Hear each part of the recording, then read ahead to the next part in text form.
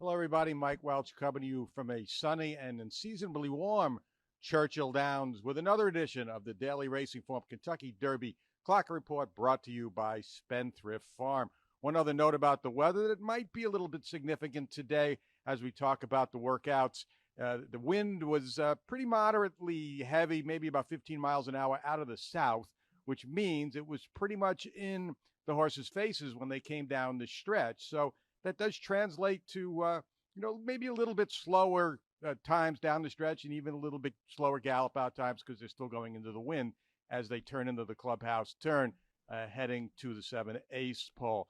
We had two Derby workers here on the grounds today. I'm going to talk about two others, one from yesterday at Keeneland and one from this morning at Gulfstream Park. But we'll talk with one of the big horses, Epicenter. He is going to be either the favorite or a second choice. Pretty close right now between he and Zandon, I think, as far as who might go postwood favorite. So Epicenter had his hard work, his big work, as they say, today, 2 weeks out, 6 furlongs in company, broke at the 6 furlong pole. This wasn't 6 furlongs from the 5-ace. He broke at the 6 furlong poles with a 6-year-old allowance mate called Gunnet for trainer Steve Asmussen. And they went 6 furlongs in 12-1. They broke off a little slow from the pole in 13 flat the first 8 and then picked it up as they went along.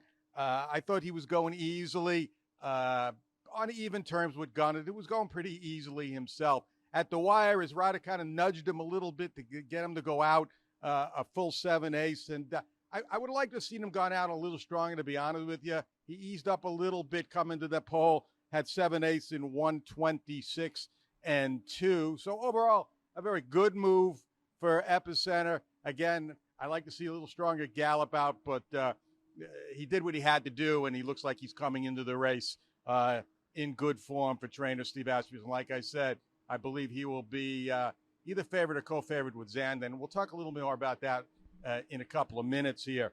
The other worker today came at the 7:30 to 7:45 special Derby Oak session, and that was the Japanese horse, Crown Pride. And I like what I saw from him today. You can say what you want about his chances in the race, but he looks like he's doing excellent coming in. I haven't seen much of him, but today during his work, he left at the half-mile pole, won in first 8th in 14-1, and then the work actually started officially was 4 furlongs from the 3-ace.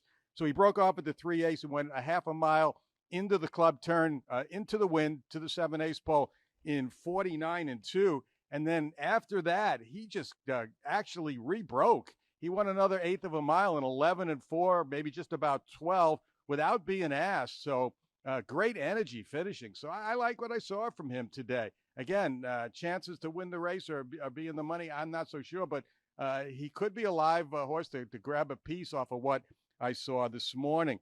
The other Derby worker today was down in South Florida, and that was Florida Derby winner White Abarrio. And the clockers there gave me the splits for White Abarrio. He went 5 furlongs in a minute flat in company, pulled away from his workmate, went kind of ass to the wire, and then continued out under what appeared to be some pressure.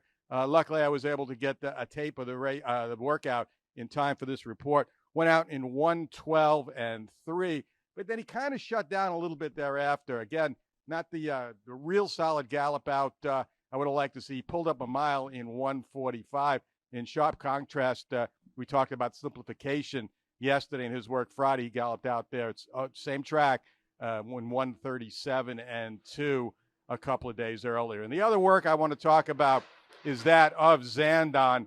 Zandon worked yesterday at Keeneland.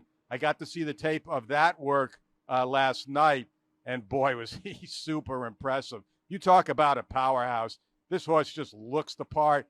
He went a half a mile and then just galloped out forever. He just looked super, and I think maybe off of that work, we still have a couple of weeks to go, and he'll have one more work here. But right now, I think if we were to run the race next weekend before they all work again, I think off of that work yesterday, what you all saw, I think Zandon might wind up being the post-time favorite, and perhaps deservedly so off that huge effort in the Bluegrass. The other work this morning of note was the Oaks worker, and it was Epicenter's stablemate, Echo Zulu came out real early as the Steve Asmussen horses. Big works. We talked about Brad Cox does it. Steve Asmussen too. He likes to get him out early, get him over a fresh track in the morning and get it over with. Echo Zulu went in company with a maiden mate, a 3-year-old King Ottoman, and they went on even terms. They also went 6 furlongs. They went 11-3. Final quarter into that win, 24-1. Both were under a little moderate pressure to finish, and Echo Zulu kind of, had to be urged along to stay on even terms with King Ottoman, who was also being urged along.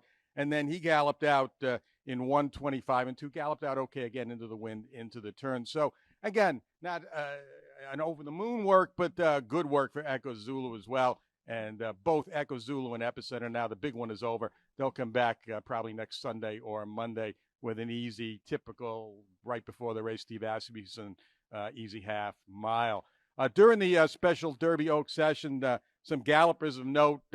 Pride of Medina was back out today. Now, he missed the scheduled work a couple of days ago.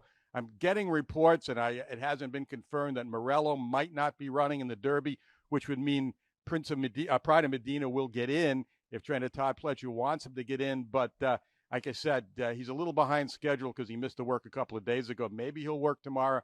We'll see how that goes. But he was out during the session along with stablemate Mo Donegal. Did not see Charge It out there this morning during that session. He might have gone earlier while I was clocking a significant number of other workers today, or he might have took another day off. He did have a pretty hard work a couple of days ago. Todd may have just decided to give him one more day off, so we'll watch for him tomorrow.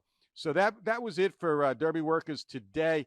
Pretty much the end of the action for this kind of weekend segment of workouts. Probably be nothing more than mostly routine gallops. And as we get forward to the final works, which will probably begin next Friday through next Sunday. And we're going to be right here for it all at DRF.com, the Daily Racing Form Kentucky Derby Workout Report.